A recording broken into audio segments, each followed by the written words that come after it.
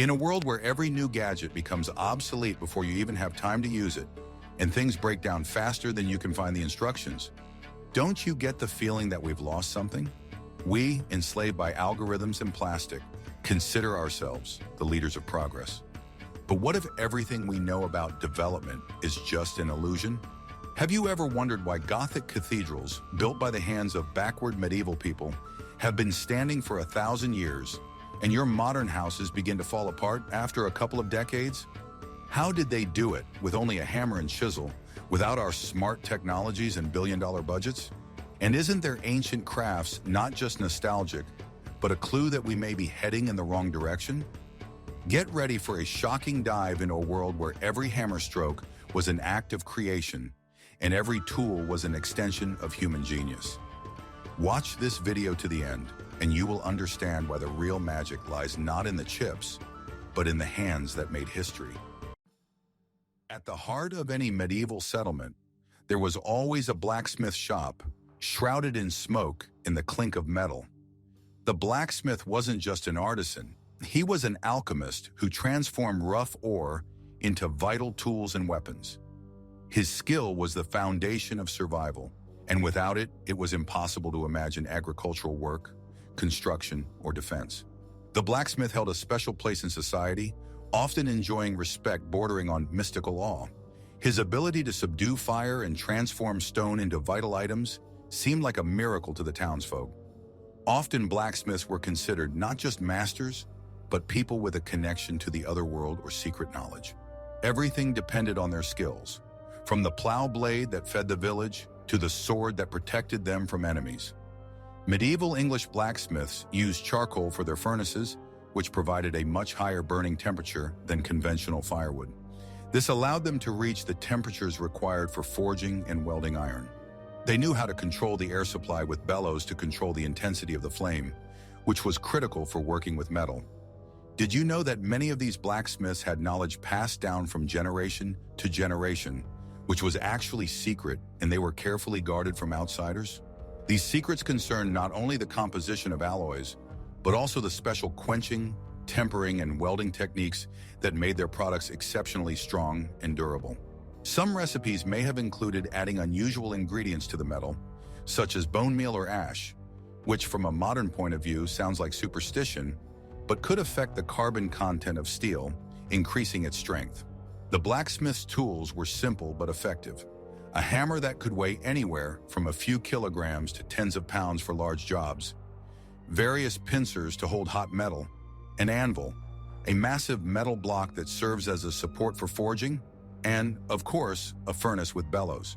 Working in the blacksmith shop was incredibly hard and required not only physical strength, but also stamina. The blacksmith spent hours at the red-hot forge, dousing himself with heat and smoke, his hands covered with calluses and his body with burns. Each blow of the hammer was not random, but a carefully calculated movement that formed a red-hot metal.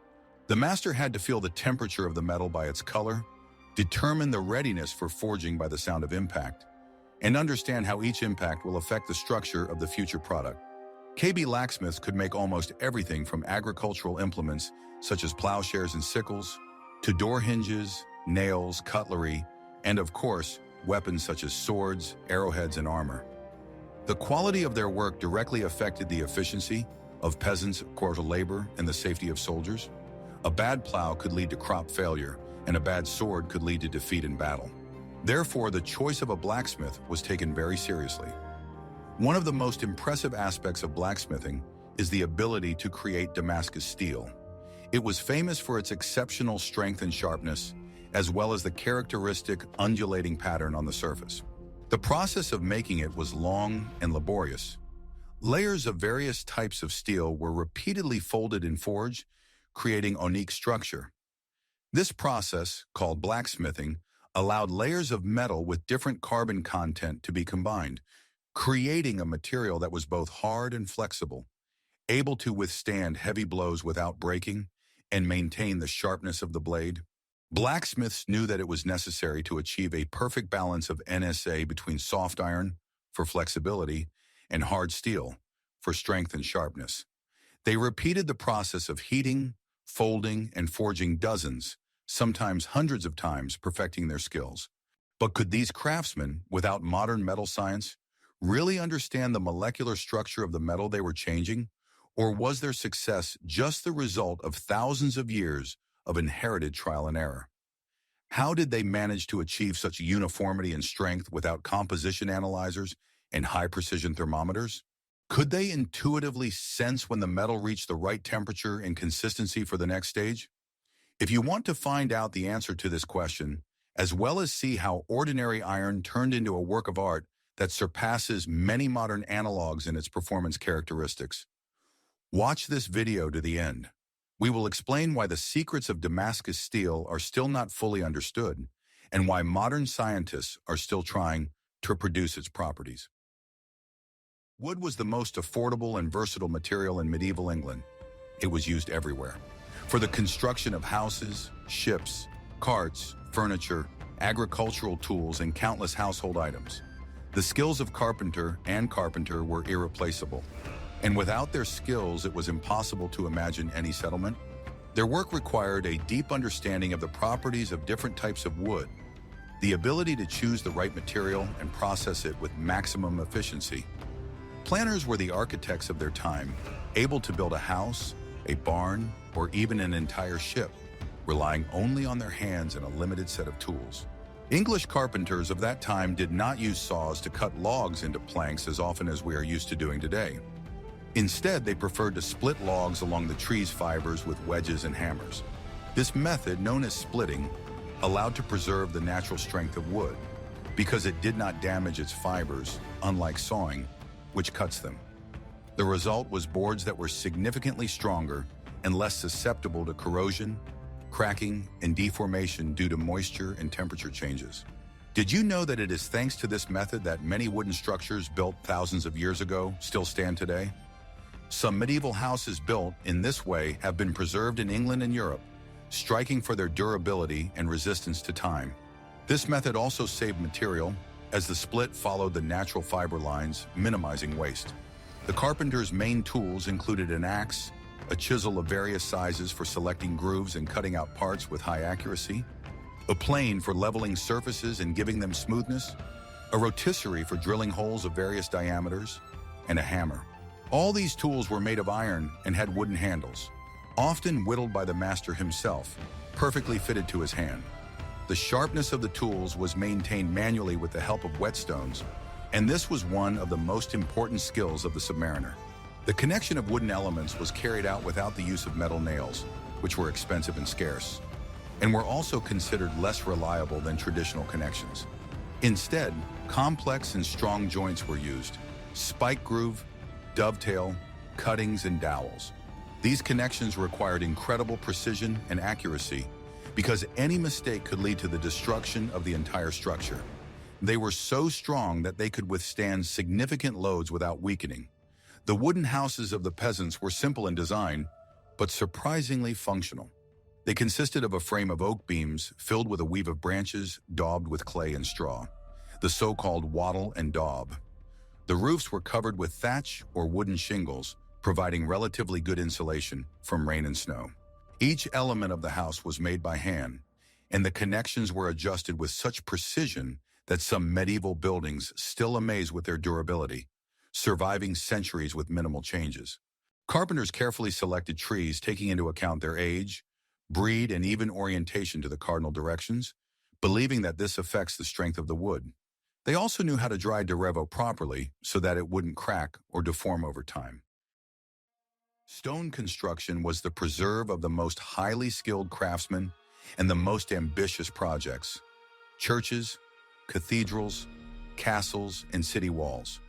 Masons were the elite among artisans, and their work required not only physical strength, but also deep knowledge of geometry, mechanics, and architecture, which was often passed down in secret. They were the keepers of centuries-old secrets that allowed them to build structures that still amaze with their grandeur and grace.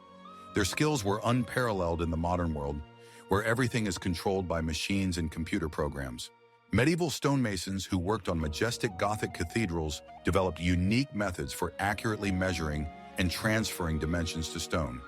They used complex systems of ropes, pegs, plumb lines, and patterns that allowed them to carve thousands of identical stone blocks with incredible precision. These templates, made of wood or parchment, often had markings and symbols that only guild members could understand, adding to the aura of secrecy. Sometimes they even created full-scale wooden models of individual parts of the building to make sure that the calculations were correct before starting work on the stone. This was an incredible achievement for an era without modern drawing tools, allowing you to create complex arches, and carvings with millimeter precision. And you've probably already wondered, how did they manage to lift these tons of stone to such a height without cranes? The answer lies in their astounding understanding of simple mechanisms, levers, blocks, and inclined planes that allowed huge loads to be moved with the power of human hands and animals. The mason's basic tools included a mason's hammer, various chisels for rough and fine work, sledgehammers for chopping large blocks, levers, and plumb lines for checking verticality. They also used compasses and rulers for marking. The stone was extracted from local quarries and then delivered to the construction site. It was very hard and dangerous work. Collapses in quarries were common, and the transportation of huge stone blocks was a separate logistical task, requiring many workers, oxen, and primitive lever systems such as gates and pass. The construction of cathedrals and castles took decades, sometimes centuries, and involved generations of masons. The secrets of mastery were passed down from father to son, and the masons, guilds strictly guarded their knowledge, creating a complex system of training: apprentice, journeyman, master, and initiation. They were not just workers, but members of influential professional communities that set quality standards and provided social protection for their members. But why at such a level of skill were medieval cities so dirty and chaotic, while their temples towered as symbols of cleanliness and order, as if created by completely different hands? Perhaps this was a reflection of the dual nature of medieval man himself, capable of great creativity and yet living in conditions that today seem unbearable to us. If you're ready to learn more about the paradoxes of medieval urban planning and how genius and modernity got along side by side, watch this video to the end. We will reveal the shocking details of their daily lives and show why even the great masters could not change the overall picture of unsanitary conditions. Textile manufacturing was one of the most widespread and important industries in medieval England. Clothing, bedding, bags, sails, all this required a huge amount of fabric. Most of the production took place at home, especially in peasant families, where women played a key role, spending countless hours spinning and weaving. This work was not just a duty, but an art that required incredible patience, skill, and understanding of the world. Every thread, every stitch was the result of long and painstaking work, the value of which today is difficult to overestimate. The quality of their work depended not only on warmth and comfort, but also on the health of the whole family, and especially in the harsh English winters. Medieval English wool was of such high quality that it formed the basis of the country's economy. England was the main supplier of raw materials for the textile industry throughout Europe, and its wool was valued for its softness, strength, and ability to retain heat well. Special laws strictly regulated the export of wool, and its smuggling was punishable by death, which underlines its strategic importance. Did you know that wool was sorted by quality, and the finest fibers were used for fabrics for the nobility, and the coarsest for the commoners? In addition to wool, flax was actively grown, from which a light, breathable fabric was produced, ideal for underwear and summer clothing. Growing flax and its subsequent processing, soaking, kneading, flapping, and carding was no less labor-intensive than working with highly skilled wool. The main tools were a spindle for spinning threads from wool or linen, and a loom for creating linen. A spindle is the simplest device, a stick with a weight, spinning wheel, on which the thread was wound as it was pulled and twisted. Spinning was a long and painstaking process that required perseverance and was often accompanied by songs and stories. The loom, although primitive by modern standards, allowed for the creation of cloth of various densities and patterns. It consisted of a wooden frame on which the warp threads were stretched and the weft thread was passed between them using a shuttle. The more complex the pattern, the more warp and weft threads there were, and the more skill was required from the weaver. Large machines, especially for the production of wool fabrics for export, could employ several people. After weaving, the web was often subjected to swathing, the process of compacting the fabric by soaking it in hot water with the addition of clay or soap, and then knocking it down. This made the fabric more dense, durable, and waterproof.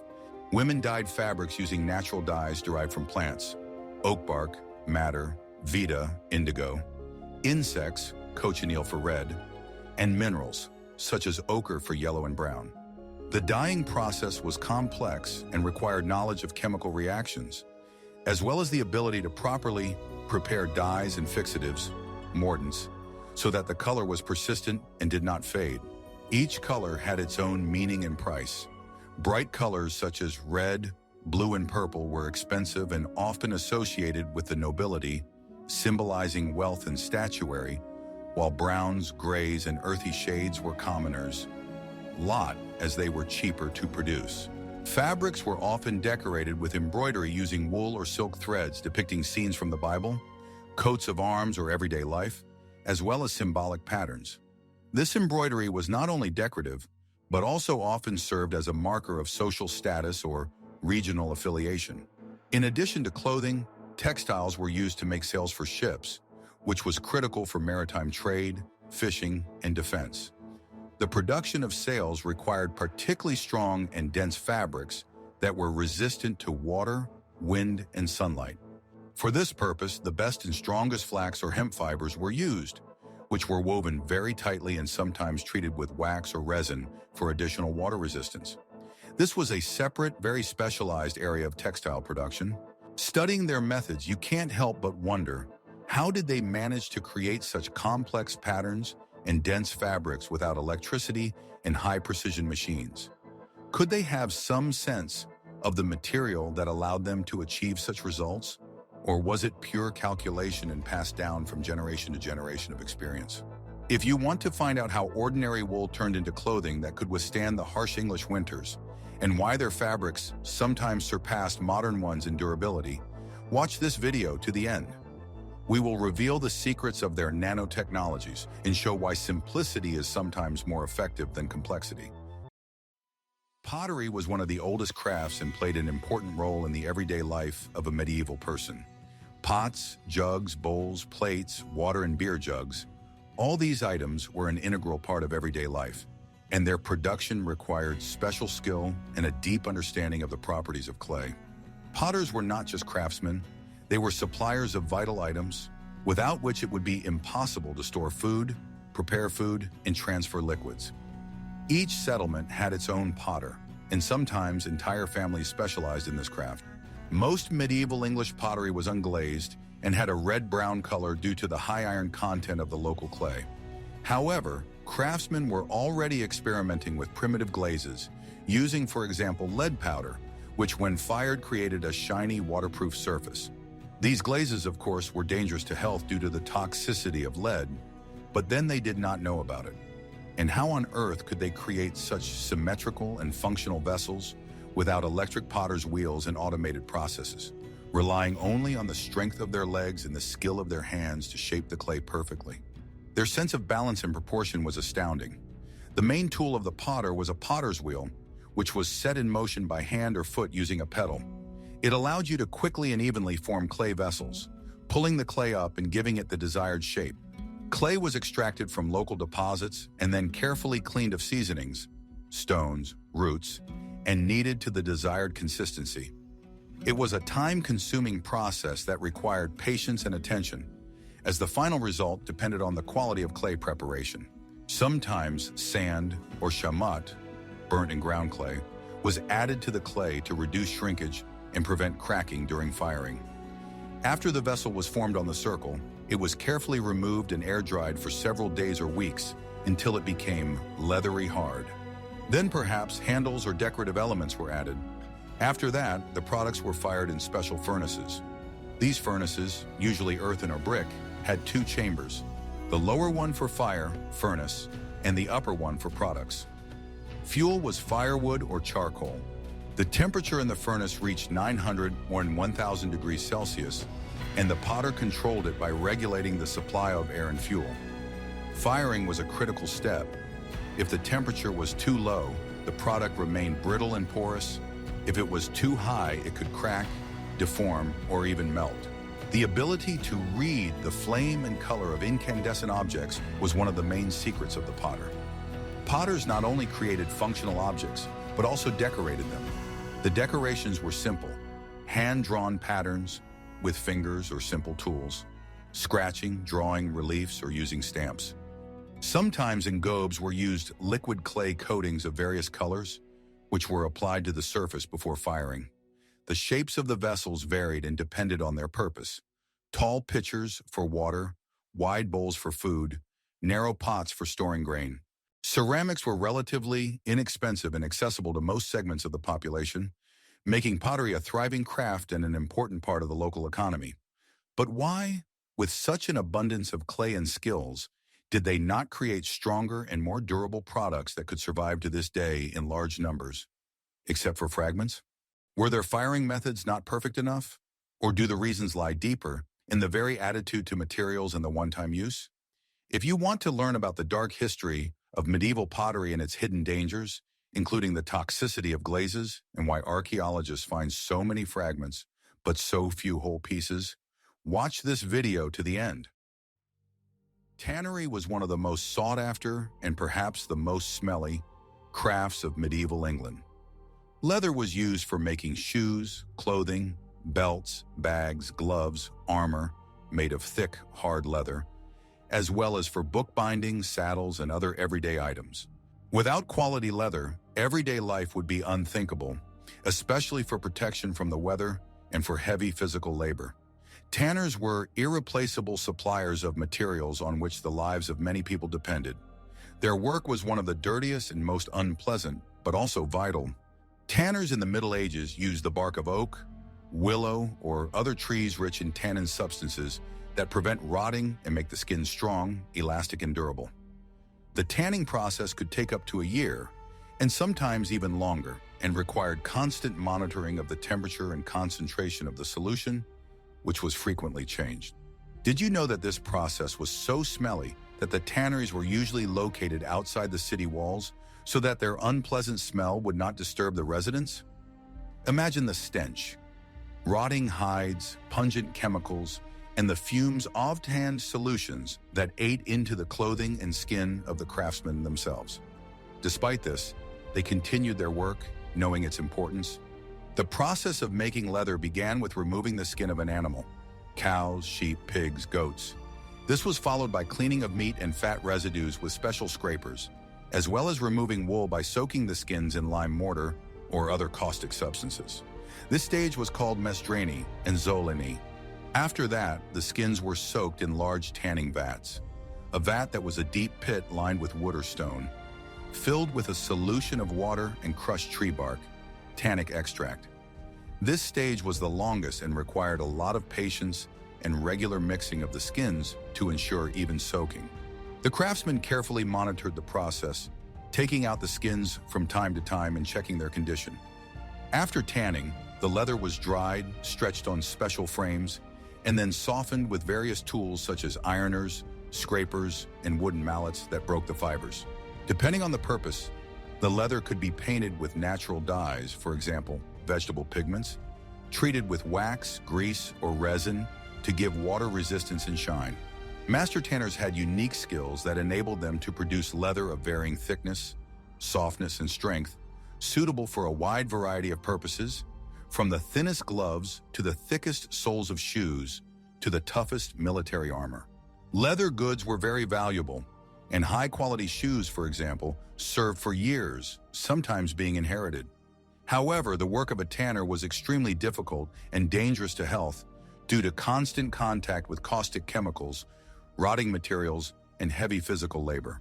Many suffered from skin diseases, chronic ulcers, diseases of the lungs due to fumes, and the musculoskeletal system. Their lifespans were significantly shorter than those of other artisans.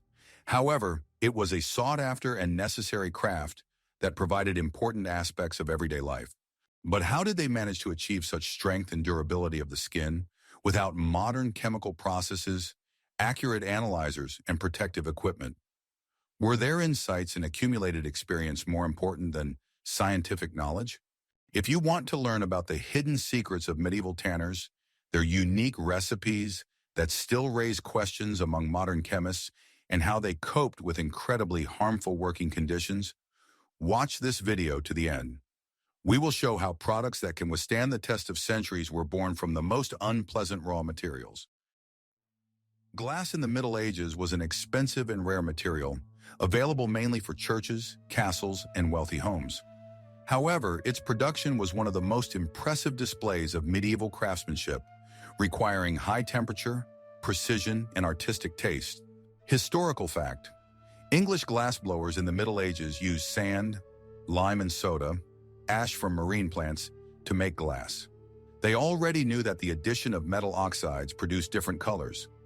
Iron produced greenish hues, copper produced blue hues, and manganese produced purple hues. However, the exact composition and proportions were often kept secret and passed down from generation to generation within the same family or guild. Given that they worked with molten glass by hand, can we call them the first designers of light who created not just windows, but real paintings? The process of making glass began with the melting of raw materials in special furnaces at very high temperatures, up to 1500 degrees Celsius. Then the molten glass mass was collected at the end of the glass-blowing tube.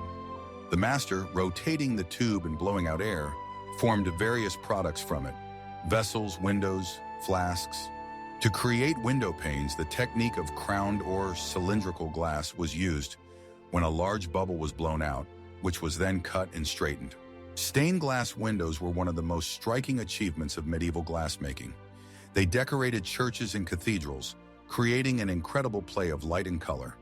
For the production of stained glass windows, colored glass was cut out according to a template and then connected with lead strips. Each piece was carefully selected to create an overall composition. The work of the glass blower was extremely dangerous due to the high temperatures and the possibility of burns. The glass was not only beautiful, but also functional. It allowed light to pass into the rooms, protecting them from the cold and bad weather. However, its fragility and high cost limited its widespread adoption. Nevertheless, every stained glass window was a testament to the amazing skill and patience of medieval artisans. But why, with all their skills, did medieval glass never achieve the same purity and transparency as modern glass? If you want to find out what secrets of chemical reactions were inaccessible to the masters of that time, watch this video to the end. Jewelry making in medieval England was an art for the elite. Precious metals, gold and silver, were symbols of power, wealth, and high status. Jewelers created jewelry for kings, nobles, and the church, and their skills were filled with mystery and exclusivity.